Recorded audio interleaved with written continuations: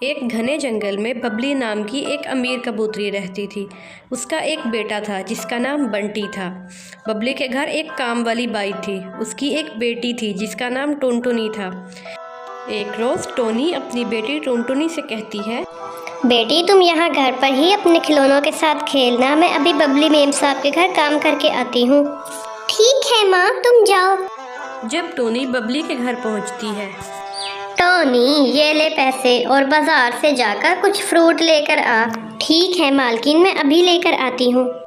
Tony बाजार से फल लेकर आती है। तभी बबली मेम साहब कहती है, टोनी तूने फल यहाँ क्यों रख दिए? जा इनको किचन में रख कर आ। जी मालकिन, मैं अभी रखती हूँ। थोड़ी देर बाद, मालकिन मैंने घर का सारा काम कर दिया है, क्या अब मैं जा सकती हूँ? मेरी बेटी घर पर भूखी है, मेरा इंतज़ार कर रही होगी। नहीं टोनी, तुझे अभी नहीं जाना। तू देख नहीं रही मेरे बेटे को भी भूख लग रही है। जा जाके फल काट कर ला दे। टोनी फल काटकर बबली को देती है। घर पहुंचते ही, माँ मुझे बहुत जोरों की भूख लगी है, कुछ खाने को दो। बस बस बेटा, मैं अभी तुझे खाने को कुछ देती हूँ। टोनी खाना बनाने लगती है। बेटा तू बस 2 मिनट बैठ, मैं तेरे लिए अब भी खाना बना रही हूँ। 2 मिनट लगेंगे, बस दाल रोटी बना रही हूँ मैं तेरे लिए। हाँ माँ, जल्दी से बनाओ, मुझसे अब भूख बर्दाश्त नहीं हो रही है। टोनी टुनटुनी को खाना देती है। अगले रोज जब वो बबली के घर जाती है, अरे टोनी, कल जो तू सेब लाई थी वो सारे सड़े हुए थे। मैं सेब के पैसे तेरी पगार से काट लूँगी। लेकिन मालकिन, मैं तो सब अच्छे लाई थी। अरे टोनी, तेरे कहने का मतलब क्या है? क्या मैं तेरे से झूठ बोल रही हूँ? मालकिन मैं ऐसा तो नहीं बोली। मालकिन एक तो मेरी पगार कम है और ऊपर से आप काट रही हैं। मुझ गरीब के साथ ऐसी नाइंसाफ़ी ना करें। एक तो इतनी कम पगार में हम लोगों को 2 वक्त की रोटी मिलती है और ऊपर से आप पैसे काट लेंगी तो हम पूरे महीने कैसे खाएंगे मालकिन? अरे टोनी, पैसे कमाने पड़ते हैं, पेड़ पर नहीं लगते हैं। इन्हें कमाने के लिए दिन भर मेहनत करनी पड़ती है। तभी बबली का बेटा बंटी वहाँ पर आता है और वो कहता है, माँ मुझे आज पिज्ज़ा खाना है, आज मेरे लिए पिज्ज़ा ऑर्डर कर दो। ठीक है बेटा, मैं अभी ऑर्डर कर देती हूँ। मालकिन बच्चों को घर का खाना ही खिलाया करें, बाहर का खाना बच्चों की सेहत के लिए अच्छा नहीं होता। देख टोनी, तू मेरे यहाँ काम करती है तो काम से मतलब रख और मुझे ज़्यादा सलाह देने की ज़रूरत नहीं है। मेरे पास इतने पैसे हैं कि मैं अपने बेटे की हर इच्छा पूरी कर सकती हूँ। तुम गरीब लोग हमें देखकर जलते हो, इसीलिए कहते हो ये अच्छा है ये बुरा है।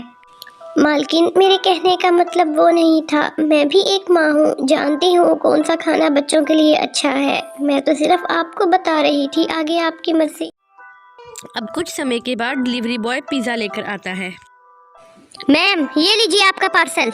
अब जैसे ही बंटी पिज़्ज़ा खाने लगता है, उसके पेट में दर्द होने लगती है और वो बेहोश हो जाता है। अरे ये मेरे बेटे को क्या हो गया है? ये बेहोश क्यों हो गया है? मालकिन आप घबराइए मत, मैं अभी नींबू पानी लेकर आती हूँ। बंटी बेटा बिल्कुल ठीक हो जाएगा और आगे से बंटी बेटे को बाहर का खाना मत दीजिएगा। तो ठीक कहती है टोनी, मैं कान पकड़ती हूँ। आगे से इसे बाजार का कुछ नहीं खाने दूंगी, घर का खाना ही दूंगी बस मैं इसे। ये सुनकर टोनी खुश हो जाती है और अपने काम पर लग जाती है। ऐसे ही समय पंख लगाकर उड़ने लगता है। टोनी की बेटी टुनटुनी बड़ी हो जाती है। एक दिन वो पानी पीने के लिए नदी किनारे जाती है, जहाँ उसकी मुलाकात जंगल के सबसे अमीर पक्षी कड़कनाथ सेठ के बेटे से होती है। वाह, कितनी प्यारी चिड़िया है, काश मेरी शादी इससे हो जाए। टुन्नू टुनटुनी से बात करता है और उससे कहता है, हेलो, मेरा नाम टुन्नू है और मैं वो कड़कनाथ ज्वेलर्स का नाम सुना है ना, वही जो जंगल का सबसे बड़ा हीरा व्यापारी है, मैं उन्हीं का बेटा हूँ। ओके, तो मैं आपकी क्या मदद कर सकती हूँ? मुझे तुम बहुत अच्छी लगी हो। अगर तुम्हारी शादी किसी से तय नहीं हुई हो और अगर तुम किसी को पसंद ना करती हो तो मैं तुमसे शादी करना चाहता हूँ। टुनटुनी को टुन्नू का बेबाक अंदाज पसंद आ जाता है और वो उससे कहती है, तुम भी बहुत हैंडसम हो, तो ठीक है, मैं भी तुमसे शादी करने के लिए तैयार हूँ। ऐसे ही दिन ब दिन दोनों की मुलाकातें बढ़ती चली जाती हैं और फिर एक रोज़ टुनटुनी टुन्नू से कहती है, देखो टुन्नू, मैं एक गरीब माँ की बेटी हूँ और मेरी माँ दूसरों के घरों में काम करती है, वो एक नौकरानी है। टुनटुनी की बातें सुनकर 1 मिनट तो टुन्नू चुप हो जाता है और फिर सुनो, मैं कल अपने मम्मी पापा को लेकर आऊँगा।